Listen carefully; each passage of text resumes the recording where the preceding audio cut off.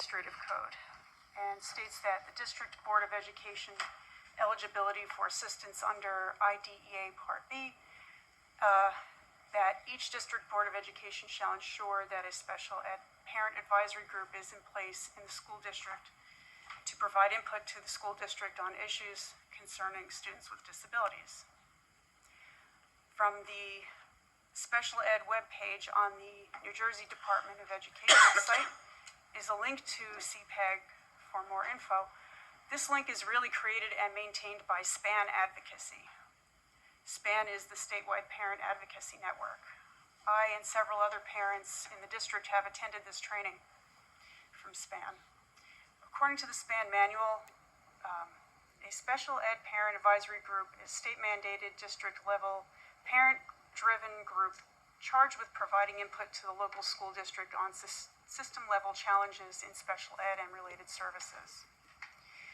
This protection of students' rights, students with disabilities, was added to give parents a voice and the ability to raise systemic concerns. As a parent of a special needs child, we not only have the job of parenting, but we are also tasked with becoming experts in our children's diagnoses and treatments and then advocating for those. In 2018, I first inquired about the Branchburg SEPAG and learned that it was run by the Director of Student Services because there were no parents willing or able to lead the group. As of now, currently there are at least 10 parents who want to lead the group. Recently, we attempted to hold an election. We asked the Director of Student Services to send an email to all parents of special ed students in the district. Due to privacy, we don't have access to this list, so we needed her help. The Director of Student Services first agreed and then refused to send our email, accused us of not being inclusive enough, and then informed us that she was going to appoint representatives instead and that she would run the SEPAG. She then canceled our election meeting that was supposed to have been held this morning, and then sent her own survey asking for SEPAG volunteers and excluded officers from this, president, vice president, and secretary, that we were going to vote on. We were shocked and confused by this turn of events. The startup committee of at least 10 parents had already spent many hours of our own free time to get to this point.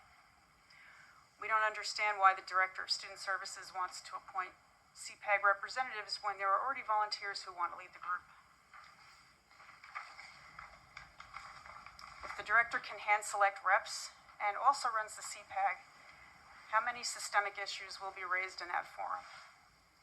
If this takeover of SEPAG succeeds, our bylaws that we have developed over the past few months would be irrelevant.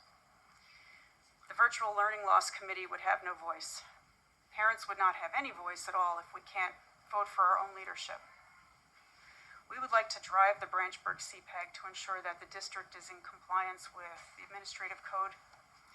We know a few parents of special ed children who have been struggling with the child study team's determinations, and they are afraid to come forward with their concerns.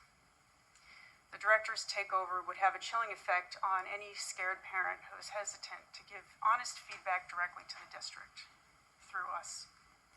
They need other parents to advocate for them. The SEPAG Startup Committee does not want this kind of alienation of parents.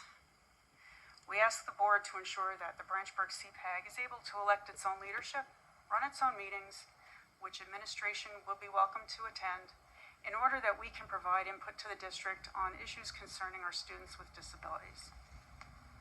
As a side note, the PTO parents elect and determine their officers. SEPAG would appreciate the same rights.